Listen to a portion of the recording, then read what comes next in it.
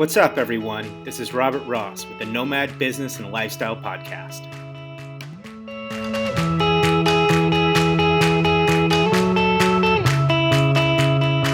Do you daydream about quitting your job, walking away from your 9-to-5 corporate lifestyle, but curious how other people afford their lives traveling and living in a far-off location?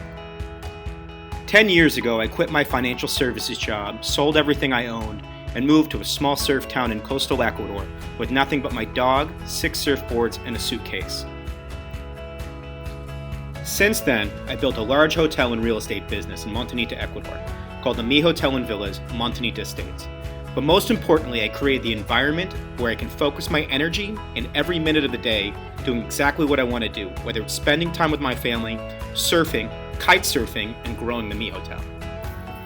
Along the way, I've spent countless hours meeting and talking to others who have traded in their corporate lifestyles to take control of their future, enjoying the life of the nomadic traveler and business abroad.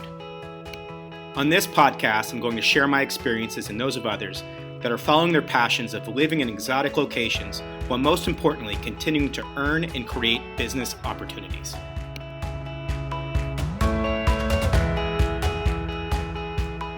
Hey everyone, welcome to the Nomad Business and Lifestyle Podcast. This is Robert Ross.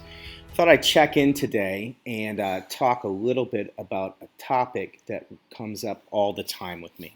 I have been in Ecuador for over 9 years now, and I've bought a number of properties. And over the years, I've talked to countless people who are looking to buy their dream land, build their dream house. I get emails pretty much every day from people who want advice, who are looking for properties. I also, because I own a hotel, I just seem to meet so many people. You know, I used to run my bar at the hotel, and I would sit at the bar and just talk to people. And I can't tell you the number of people that want to know how I got to Ecuador, what it's like buying property. And so I thought what I'd do is I'd start a little kind of buyer's guide. For me, I had this thesis that I wanted to live in a surf town, and now it's a kite surf town.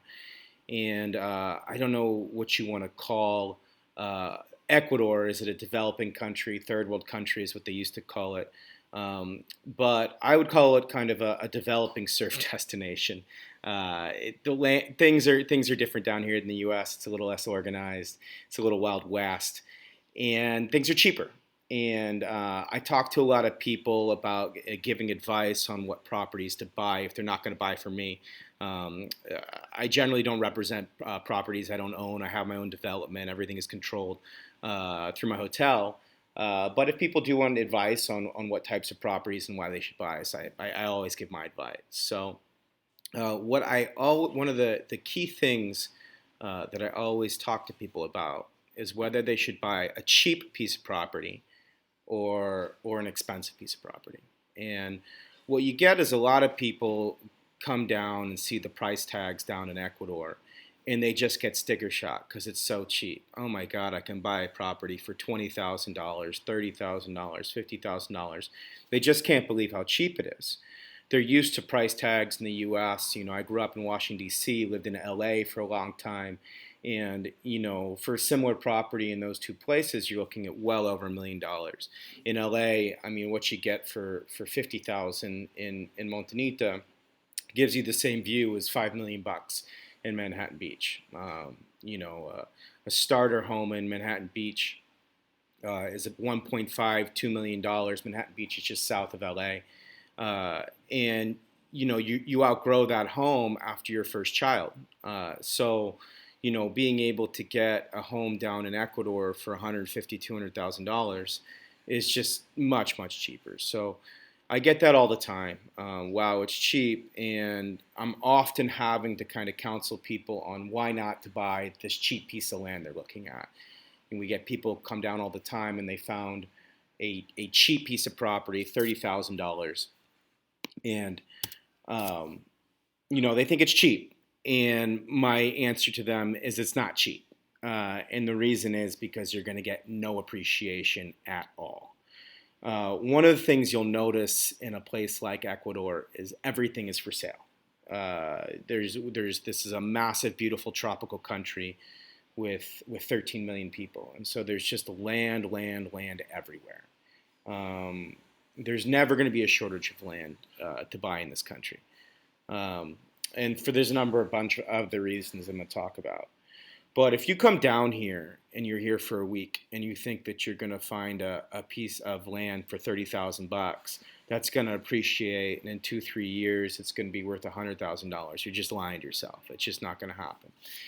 And the reason is that there's so much land for sale. Generally, something that's $30,000, you're going to be able to buy something right next to it for $30,000, or next to that once that goes.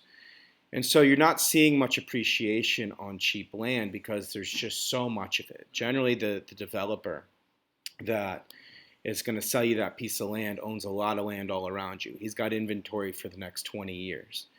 And so if you want to buy that $30,000 piece of land, just know that you're going to hold it. You're going to hold it for probably the next 10 to 15 years, and you're not going to be able to sell it. You might not even be able to sell it for the price that you paid for it. If you want to get out of it quickly, you might have to discount it to $15,000, $10,000, $5,000, or just walk away, because there's going to be so much land. And this is OceanView land that I'm talking about. If you're looking, I live in Montanita, Ecuador. If you're looking over in Olon, there must be 500 lots for sale. And so if you're looking at a lot that's $30,000, $40,000 with an ocean view, you're in it for the rest of your life. You're just never going to get out of it. So I'm not talking people out of buying that cheap land. Just know that, plan on putting a house on it, plan on owning it for the next 20 years and giving it to your kids, because it'll be a long time before you get any appreciation. Same goes if you're going to put a house on it, you're likely not going to get much appreciation out of that house. In a place like Olon, Ecuador, or any of these other spots in Ecuador that aren't unique. So, and Olon is a great place. I wouldn't say everything like that in Olon is like that, but there are places. So what do you buy? You're a surfer. You're somebody that's, you want your little slice of paradise. You don't know if you want to own it for the rest of your life. You're looking for a great investment. What do you buy? You need to look at unique properties, especially if you're not here, you're not an insider. Unique properties. The easiest unique property is beachfront. Everybody knows the uniqueness of beachfront. There's limited supply. But even beachfront uniqueness has its limitations. So if you're looking at beachfront, and this happens all the time in Ecuador, people get to Montanita alone and they find beachfront property for $200,000. They said, wow, that's expensive. I can't believe that. I'm going to go 6 hours north and buy beachfront in a place like San Clemente or some of these other towns in the north. And what you found is that it's not worth anything. Puerto Cayo, it's just not worth anything because there's so much beachfront. It's like buying beachfront in Texas. There's plenty of cheap beachfront land in the United States right now, just not in the premium areas. So you even need to be careful. Just because you buy something beachfront in a place like Ecuador doesn't mean it's going to go up in value. You need to look at the town. You need to look at the uniqueness of the property.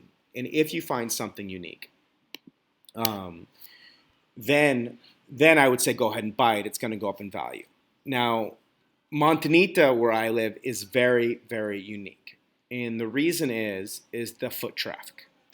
And I noticed it when I got here. When I got here, I actually made the mistake, and it wasn't a mistake because I no longer own the property, but I bought something that was 10 minutes outside of Montanita, and it was OceanView, and it was beautiful. Got a very good price on it. And then I realized quickly that there was so much property outside of Montanita that it wasn't a great investment. I've since gotten out of it, and I focused my energy and my buying on things in Montanita. And the reason is foot traffic. Montanita has so much foot traffic, and it gets so many people coming to Montanita, not just to surf, but it's a party town. It's got restaurants. It's known throughout South America, and there's a limited supply of property in Montanita because of the laws. There's a comuna, which means that not all the property is titled. So there's very limited property. So the uniqueness of my properties in Montanita, and I got a little bit lucky, makes them valuable. It allows them, first of all, There's very little property for sale in Montanita because of the titles. It goes from anywhere from $200 to $2,000 per meter. And the reason it would go for $2,000 per meter is because the we have foot traffic on the weekends before the pandemic.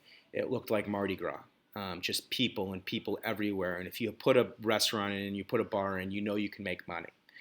If you go outside of a place like Montanita and you go to one of these smaller towns where there's no foot traffic, you're gonna have a much harder time to say rent your place on Airbnb.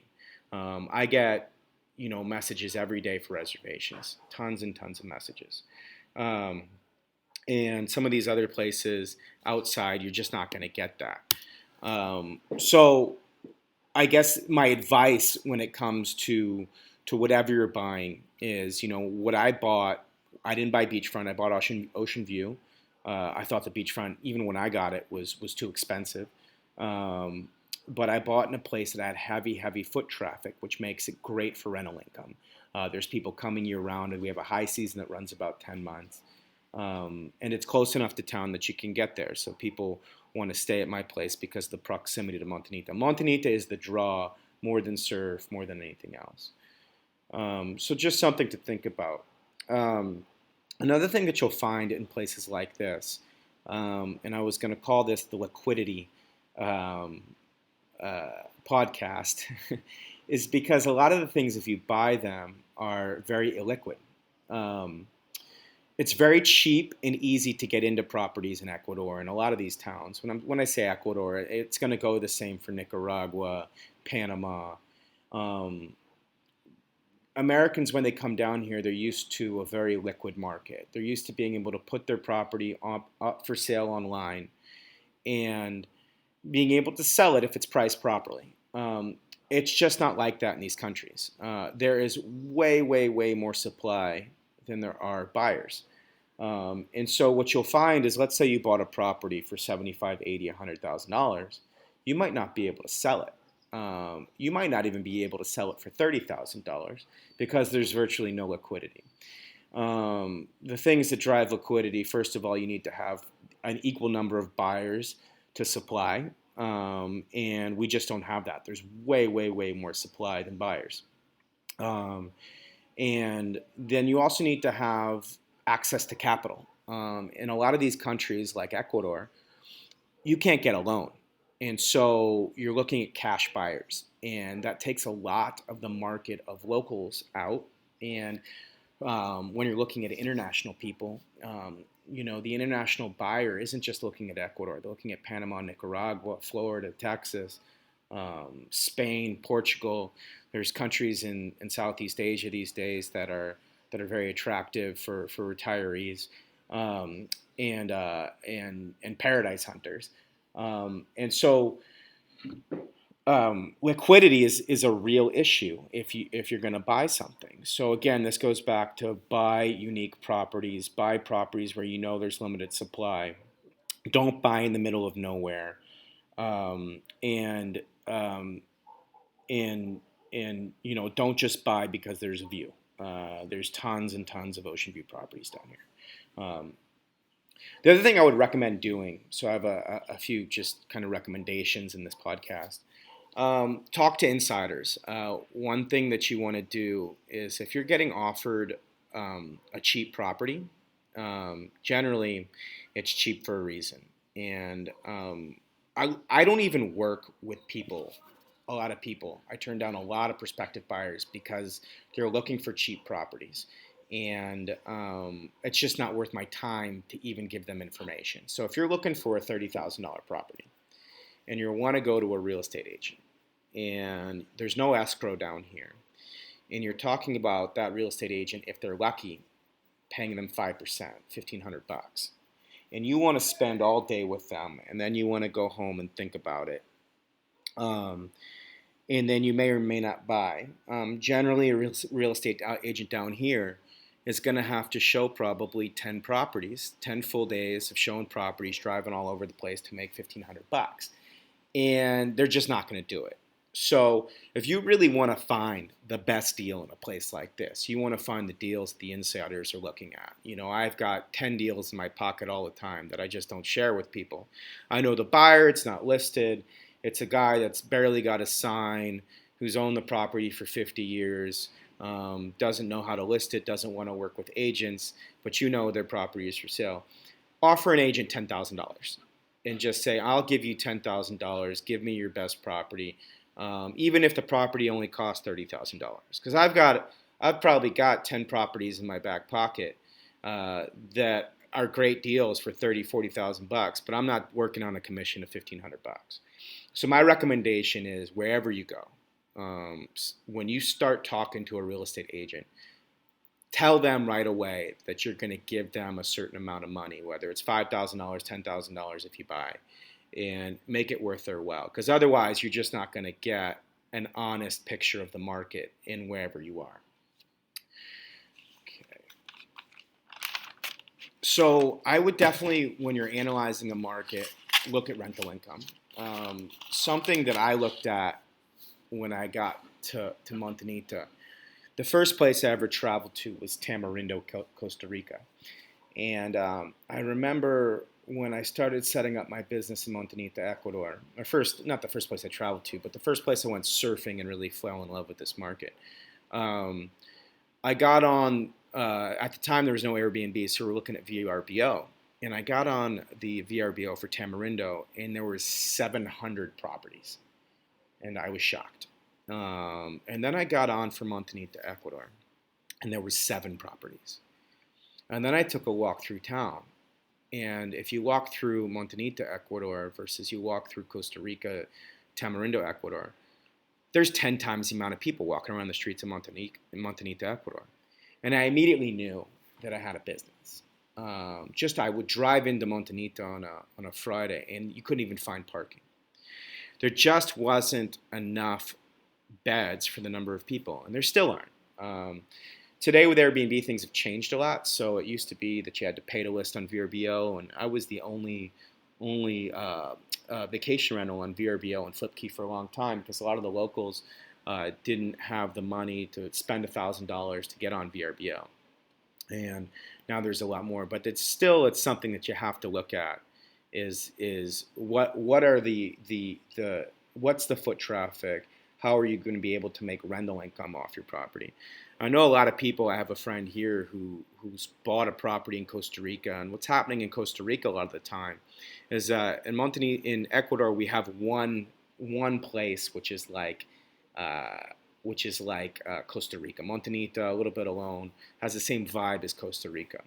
Costa Rica has 15 of those. There's 15 cities. There's Santa Teresa, Malpais, Tamarindo, Dominical, Pavones, Nosara. I'm just thinking of the ones. I haven't been there for a while. But what's happened is a lot of the developers started buying up cheap property outside, and they're selling you properties in a kind of a C city and not an A city. And a lot of people that bought in those areas for $400,000 or $500,000 can't get out of their properties. So again, this goes to you want to buy, no matter what city you're in. And I talk to them all the time because it'll be a lot of people looking at Ecuador, and they'll own a place in Costa Rica. And they'll say they can't sell. They bought a property. They bought a townhome for $450,000. They just can't get out of it. And it's expensive to maintain, and they don't want to go there anymore because they're being robbed. So, really look at, you want to buy prime property in these locations when you go in. So I want to talk a little bit more about kind of liquidity and the way loans work. Loans in most of these countries, interest rates are between 8 and 15%, and the majority of foreigners can't get loans. And the local market is very different. So the locals have never lived in a place where properties are regularly $1 million, $2 million, $3 million, $5 million. And so the loan cap that you're really looking at is like an $80,000, $90,000 loan. And it just, so that takes a lot of buyers out of the market. A $200,000 house here is really a $200,000 cash purchase. And you're looking at comparing that to $1 million home in the U.S. if you're putting 20% down. And so it's just, I mean, look, there's a lot of people that have $200,000 cash, but do a lot of people have $200,000 cash to put into a home in Ecuador? And the answer is no. It's actually a lot of money for people. And so, if they're choosing between $1 million home with a loan in the U.S. and $200,000 cash in Ecuador, you're going to have to make a very, very good case for why they should be in Ecuador. The other thing that you're jumping up against, and it's just something that's happened to me recently. I'm not living in Montanita anymore. I live up outside of Manta in a very, very small town.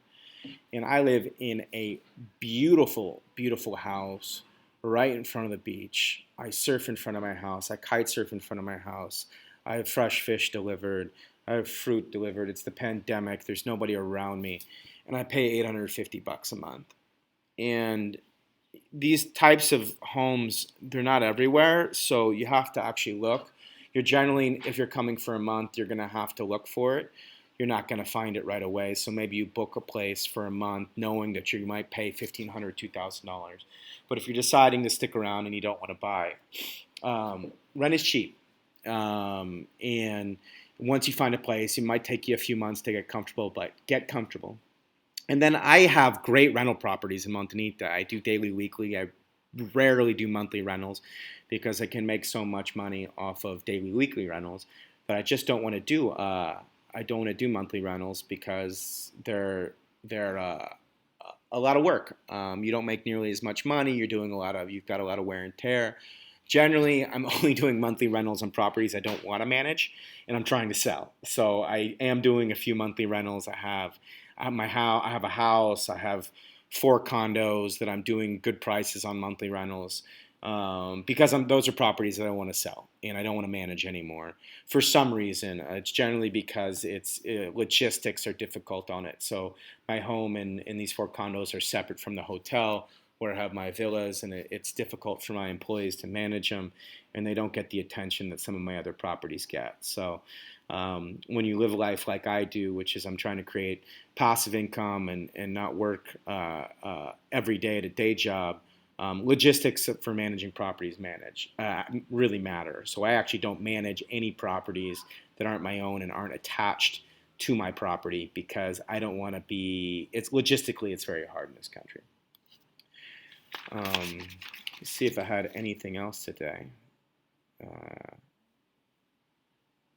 So there's a couple things that have changed in the market over the years, other things that you have to think about. The MLS. So when I got here, there was no MLS, and the MLS completely changed the market here. It created a lot of supplies. So my first 3-4 years here, I put up a website. I got on VRBO. I got on Flipkey. I was one of the first people on Airbnb. And I created a Facebook page and grew my followers. And there was literally no competition because, if you looked for properties in the area, you were going to find me. You were going to talk to me. So we're real estate in. So there's things that can happen in markets that you can't control. So when the MLS came in, multiple listing service, we didn't have one here. You basically had to find properties, find rentals by meeting people in town or calling a phone number that was spray painted on the side of a cinder block building. You needed to be able to speak Spanish. The MLS and Airbnb changed that. So all of a sudden, it became very easy if you were a seller to list your property. And what happened was a lot of properties all over the country that weren't very good properties, that had a lot of these characteristics that I was talking about. Maybe they're beachfront. And this is primarily in areas in the north of Ecuador, north coast, that just have endless supply. There's literally no development up there, and there's no reason to go there for more than a week. If you want to go and get away for a week, it's a beautiful place to look at the ocean, but you'll be bored after a couple weeks. Another one that I would put in that category would be Puerto Cayo, where most of the people that have bought in Puerto Cayo, after 6 months in living there, they have severe alcoholism because they're so bored, because there's just nobody there and there's nothing to do. So we've met a lot of people over the years. These are beautiful places to go for a week. So I'm not saying they're not beautiful and there isn't value to them, but as far as living in places, buying things that you're gonna use all the time, some of these places that are very, very remote are very boring, and a lot of the expats and people that go to invest end up drinking themselves to death out of boredom. So just the MLS and the Instagram now, people are able to create kind of a picture of places that aren't true.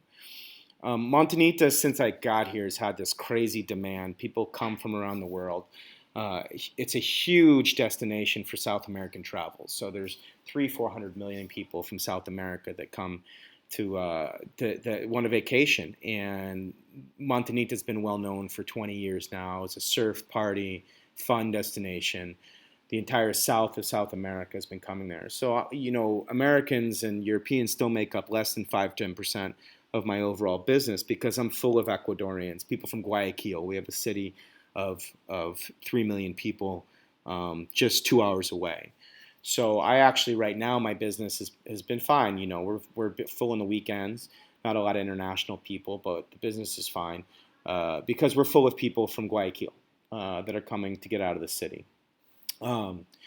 So again, and just another thing to look at the destination. There's some other places. I remember I love Bocas del Toro, Panama. But I'm glad I don't have my business there, even though I love it. Couple reasons. You got to take a plane to get out there. So it's an hour, 2 hour plane ride from Panama City. So all of a sudden, you've already counted out a lot of the kind of the middle class people from Panama. They're not going to be able to afford it. Second, there's just a ton of money in Bocas del Toro. So you've got all the banking money from around the world that's flooded into Panama. A lot of those people are washing money in Panama, and they're building hotels, empty, gorgeous hotels on the coast of Panama, developments. And, it's hard, it would have always been hard for me to compete with people that have those kinds of deep pockets. One of the reasons I like Ecuador, even though I love Panama and I love visiting Panama, I'm glad I didn't invest any money there because there's so many deep pockets there of people that are going to build big, big projects and have so much money and don't care about profits. I mean, it's always difficult to compete against people that don't care about actually making money. They're just trying to spend, spend, spend. And there's some projects in Montanita like that, but luckily there's just a couple. So people always ask me, because Montanita has gotten more expensive. It's not cheap compared to the rest of Ecuador. Over the last 5-6 years, what's the next Montanita? And because there's room in the market in Ecuador for more than one Montanita. And a lot of people were looking up north at Canoa. Canoa got wiped out by the earthquake. A lot of people invested in Cayo. There's some people in the San Jacinto and San Clemente area that are probably very bored. And my answer to them 5 years ago, and still is it's a loan. It's there's so much spillover from Montanita into Olon right now. It's amazing. Olon has changed incredibly over the last 5 years, 10 years. I looked at it 9 years ago, and it just wasn't very interesting to me because there was nothing there. It was an empty beach. And I bought in Montanita. But what's happened over the last 9 years is a lot of people were very smart, and they bought great properties in Olon. There's a lot of money that's poured in there. A lot of restaurants and bars and hotels have followed. There is a lot of development over there, but there's enough nightlife and stuff now that people who live in Olon don't even come over to Montanita. Montanita Olon's kind of grown the reputation that it's for older people. It's a little bit more organized than Montanita. And, after Olon is Correa and San Jose, and they'll probably follow Olon. But those areas are Olon is really, really grown and is beautiful. My one warning for Olon, or I have two warnings for Olon. First of all, there's way more properties there's way more supply than demand. So I remember when I had a development over there with a partner years ago, we were the only ones. There was 3 developments. Now there's got to be 15 developments and 10 condo projects, and there's just so much overdevelopment. So if you're going to buy in Olon, just know, try to buy from somebody that's dying to get out of here and offer them 50% of whatever they're asking, because they might take it. And there's tons of properties for sale, and there's no rush in a loan. The beachfront is different. If you're buying in the beachfront, there's very little supply on the beachfront. It's very expensive over there. It's owned a lot of it's owned by people from Guayaquil that don't need the money. That's the great part about the Montanita and Olon area is it's a lot of wealthy people from Guayaquil that have owned these properties for 20 years, and they just don't need the money. And so they're not going to sell their properties cheap. But I would still recommend, if you can get a beachfront property alone and you're choosing and you have the money between a $30,000 or $40,000 OceanView property in a loan or a $250,000 beachfront property, buy the beachfront if you have the means, because that you're never going to be able to get out of that $30,000, $40,000 property. Just get used to it, move in, enjoy it like I do for the next 10, 15 years. The beachfront property, you'll have a buyer. If you decide you don't want to own it a year from now, 6 months from now, the next day, you'll have a buyer. It's unique. There's other opportunities in a loan that are interesting, probably stuff in town, because the foot traffic in a loan has gone way, way up. And I do love a loan. And Montanita is still, like, if you want to have a business in Ecuador, Montanita is the place to be. If you want to have income, if you want to have a bar, restaurant. I know it's turned a lot of people off because there are so many people there, but that's also why business owners like me, we love it. It's a great business. It's a great place to own a business, and you don't have to live in Montanita. But people are going to keep coming, and that's not going to stop. So yeah, I hope you guys enjoyed the podcast today. That was just kind of my sentiments on buying cheap property in places like this. Go ahead and do it if you want to own it for a while.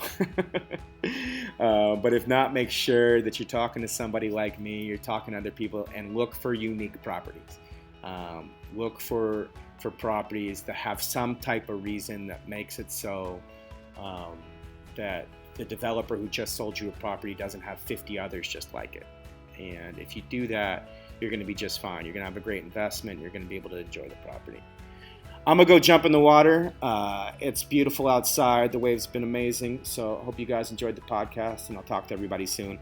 Feel free to shoot me a note if you have any questions about the podcast. Take care.